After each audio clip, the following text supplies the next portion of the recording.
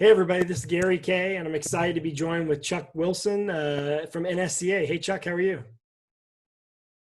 I'm good, Gary. How you doing today?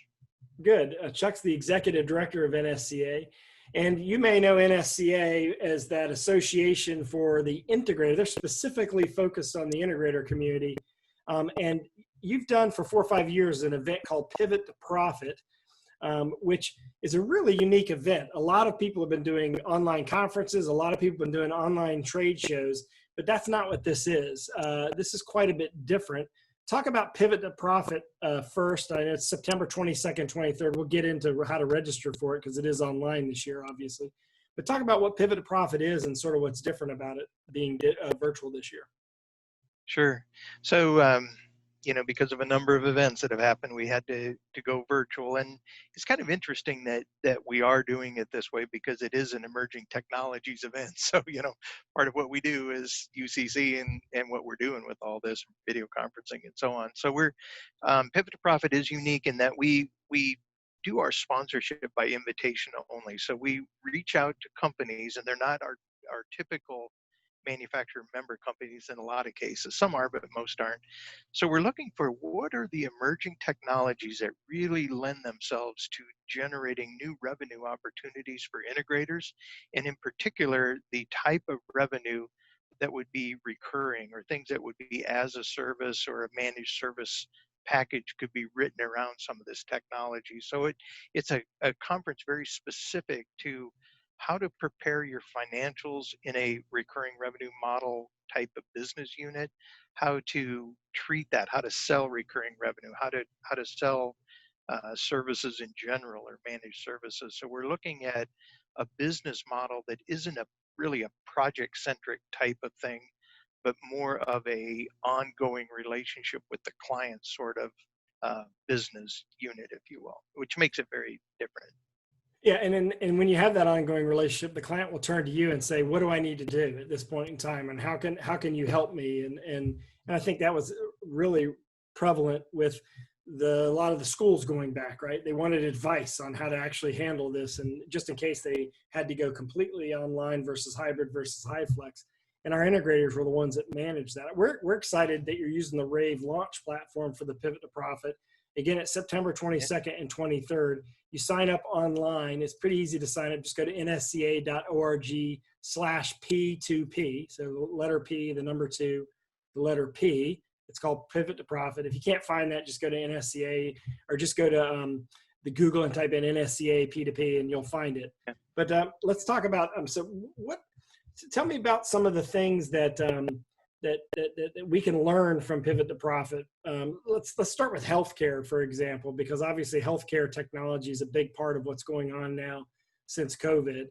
What are the integrators' role in providing this technology and communicating this technology to the customers? Because there's HIPAA, there's all these regulations in and around it, but obviously there's a huge opportunity out there. Oh yeah, and telehealth. I'm seeing legislation even about telehealth where lawmakers are promoting it. They're almost like promoting our industry for us by the way of saying, "Hey, let's minimize that requirement for HIPAA because it allows acute care medical facilities to reach so many more clients and to reach them without everybody having to be in the facility all at once and things. So it's perfectly suited to what our members do. And as you know, the technology that we have at our disposal now just lends itself so well to having high image, high definition, super imaging, the AR, the VR, all of the things that we're doing. It's perfectly suited to try to take healthcare to that next level, and that next level could go all the way into better healthcare for the elderly to keep them at home. It could tie into us being able to do more without doing site visits and things, to look at how a hospital is being built. We can do more clinical applications, more work with, going through the process of seeing how workflows are done in a healthcare facility and trying to help them eliminate some of their cost centers and be more efficient stuff. So a lot of our members that are into healthcare communications, for example, they're not necessarily your traditional AV integrator or traditional Sure. security integrator, but they would be ones that do the nurse call, the nurse patient communications, the RTLS, workflow asset tracking, figuring out where the people are at in the hospital, where they're supposed to be, where they're not supposed to be, monitoring all the different sensors and all that. It's getting really into the IoT space and stuff as well. You have a session on. I just looked at before we started finding new opportunities with today's technologies, and it specifically mentions technologies that are sort of have emerged since COVID. Um, and you have a great session that I'm personally looking forward to, considering the role I'm in, called "Cash is King: The CFO Perspectives." I mean, that's a big one because everyone is worried about what's going on right now. Their business models, obviously, everyone's had to pivot. So your pivot to profit couldn't have been at a better time. But at the same time, we're not finished, right? So this cash flow issue is going to become a bigger issue. What do you think about the tough financial decisions that companies are having to make right now? Well, and here again, our planning committee did an excellent job of foreseeing what was going to happen come September, and couldn't have had a better session right there. So right now, the PPP funding has run out, and what we're trying to do there is to make darn sure that every member, all the integrators that got the PPP funding, that they're able Yeah. to treat that as a forgivable activity. So we're helping them track it right, helping them make sure that they're doing all of their financial analysis and being able to understand what the tax implications are. Right now, we're every week it changes if that PPP funding is a taxable thing or isn't it, and how do you treat it? How do you budget for that? So we're looking at that. But the big thing, Gary, is that we're trying to help our members understand what their predictable, sustainable revenue streams are going to be going forward, and making sure that they understand, especially their fixed costs that it takes to produce that revenue, and then what they can do with the variable costs in case they get a project they weren't expecting, or if they don't get a project they were expecting, is how to manage, what the matching up of your resources, your employee levels, your fixed costs, and all that ties into, what they think their revenue might look like, which is being really hard to, to have any kind of surety to that. So forecasting is just a very difficult thing right now. We're just trying to give people, in that session, an idea of what are the best practices of doing that. And then also the other thing that's important here is, if your company does become a managed service company and does business as a service, is that's a different way of presenting your financials to the banks and other lenders and stuff. Yeah, So because that might help your cash flow. And yeah, you kind of brought up an issue, the government sort of changing the rules with regard to the PPP funds and stuff. And we're not exactly sure sometimes when we file for this, is it going to be forgiven? Are we going to pay taxes on it? Are we going to have to pay the whole thing back? Um, you know, I guess I'd call it sort of like the complexity of business crushing legislation. you have a session addressing that specifically. yeah, that was kind of a dramatic title, but there's a couple of them like that people need to understand that this is a big deal. What we're doing. In fact, I'm facilitating the one session on our government affairs and legislative perspective that we have here, and in that session, we're specifically looking at what would happen if new licensing requirements snuck up on us. What would happen if, and I predict this is going to happen, is what if our system integrators have to have a cybersecurity license or credential or certification that would mandate that if they're going to be doing anything with video conferencing or UCC or IP cameras or anything that attaches to a network, what if all of a sudden the lawmakers or the companies that write cybersecurity insurance, what if they were to come out and say, hey, you have to be certified in this particular realm in order to touch any of this equipment? And that would be a game changer for us if it snuck up on us. So as an industry consortium, we have ourselves and Avixa and Bixi and CompTIA and CEDIA, and there's 15 organizations that work together. We're on a call every Friday morning talking about what is our industry's position on what we call ourselves, which is integrators, what we do, which is class 2, class 3. We kind of limit ourselves to certain, low voltage type disciplines and wiring schemes and stuff. So when you think about PoE as the enabling technology, what it does is it allows us to do LED lighting and remote devices, all these endpoints that are now PoE driven. We can do a lot of stuff by pushing power down the twisted pair, right? And other industries don't like that. They don't like Yeah. that we're able to That encroach that on NEC code comes into yeah, play that there. NEC code. It sure does. And so what we're doing as an industry is we're working very hard on behalf of our members, the AV and security integration community, to try to make sure that we protect the future of the integrators by creating legislation, by providing model legislation to the lawmakers that would say this industry is rapidly growing and we don't want regulations or licensing or any of these barriers to be put out in front of us. We want to have, do the best thing for the smart buildings, the commercial buildings, Mhm. these intelligent buildings that we're working on to help make them safer and help drive down costs and be energy efficient. All this good stuff that we're capable of doing. We just don't want ourselves to be regulated out of that, which it could be if we fall asleep on the job.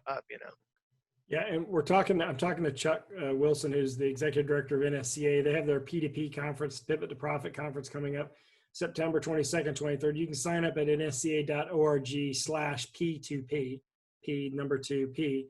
I'm going to ask you a question because you have a session that's planning for the future, your insights from your emerging tech council. It's all going to look at sort of like the post-COVID-19 world of an integrator and what it's going to be like. I want to know what Chuck Wilson thinks it's going to be like. I'm definitely going to watch the session because I'm curious what your tech council thinks, because that's made up of a bunch of experts that's all they're thinking about. But I want to know, what does Chuck think? I mean, you've talked about some of the regulation potentials out there, but what do you think is going to be the key emerging technology? You mentioned UCC earlier, but what is your thoughts on digital signage and where do those things merge? Well, that's a great question. So I think that we're going to see seamless integration of a whole bunch of new technologies, and I think they're going to be, the APIs and the integration points are going to, be bigger and better than we can even imagine. The things that we're going to be able to do when we think about a smartphone, like just take school safety for example. Like, imagine, if you will, what we can do if we have the ability to do it with a code and compliance sort of mindset. So if we know that the technology that we provide can be code compliant, think of what we can do with like a one Yeah. button lockdown from a Yeah, mobile because phone. we're limited now in regulation that doesn't allow you to do that. You have to have a separate safety That's set right. that's That's right. separate from the use set of everything in higher education, K through 12, and a lot of government and public facilities, for example, and Yeah. even businesses. But think about, like say you're teaching a course, you've got an auditorium full of college students, and with one button, someone that's in the security life safety group can take over your display that's sitting behind you, or the screens of the students that you're teaching or whatever, tell them what to do, where to go, when it's safe to return if there is an issue on campus. Well, today, your device, your mobile device can only be an ancillary device for that. It can't be the primary triggering thing. But Right.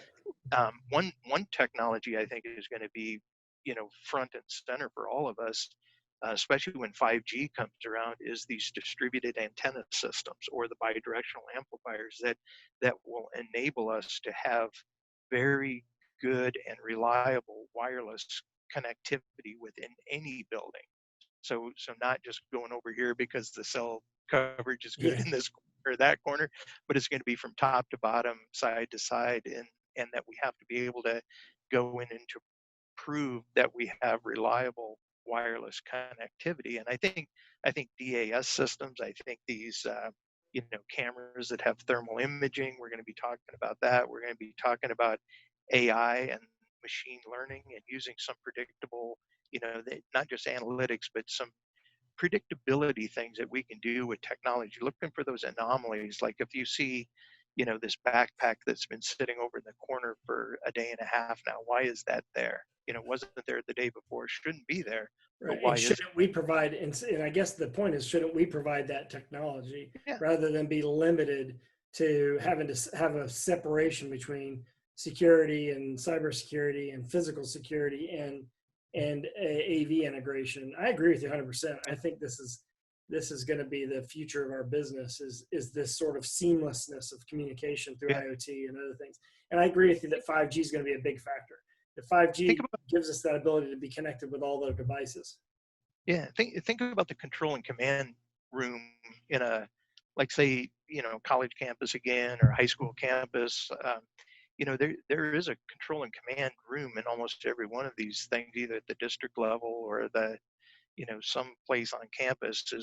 That's where the AV integrators really starting to get involved with security now, is they have the ability and all the smarts and the AV and IT integration technology to be able to do some really neat things in the control room that traditionally a security integrator wouldn't want to touch that, right? Right. They could do the endpoints, the access control or surveillance endpoints, but streaming that data and that information to other places, that can be a significant role, a growth opportunity for the AV integrator. So we're seeing networking companies starting to get into the AV business because it's an endpoint on their network. We're seeing AV companies starting to get into the security business because there is that natural integration between the two of them. And so we're just seeing a lot of I call it seamless integration between disparate systems, where you take these standalone systems, Yeah. and we have the ability to make them work even better when 1+1=3 kind of thing. So what we're doing on the back side of that in the back office is we're making sure that the code making officials don't hold us back from all this enabling technology that has presented itself to the integrator. So the tools are in our toolkit, but that doesn't mean that we have the right to go and do that yet until the code officials can verify the security and safety of that from a life safety perspective. That's a good point. I hadn't thought about that. If you're interested in becoming a member of NSCA, just go to nsca.org, click on about or join. And if you're an integrator, low voltage integrator of any type, you should consider, because the future of integration is going to be AV, UCC, and digital signage, those three elements. I truly believe. The P2P conference is awesome. It's going to be online September 22nd, 23rd. We're excited to be part of it. Chuck, I appreciate you joining me today. And to sign up for that, go to nsca.org/P2P. Chuck, thank you very much, and you have a great day. And I'll see you in about a week and a half. Yeah, and thanks for providing the platform that this is running on. So we're really excited about teaming up with you guys and doing that together. So we appreciate your role. We're excited to bring it to the integration community. So thank you very much, everyone. Thanks for watching. You can see all of our videocasts and podcasts at ravepubs.com.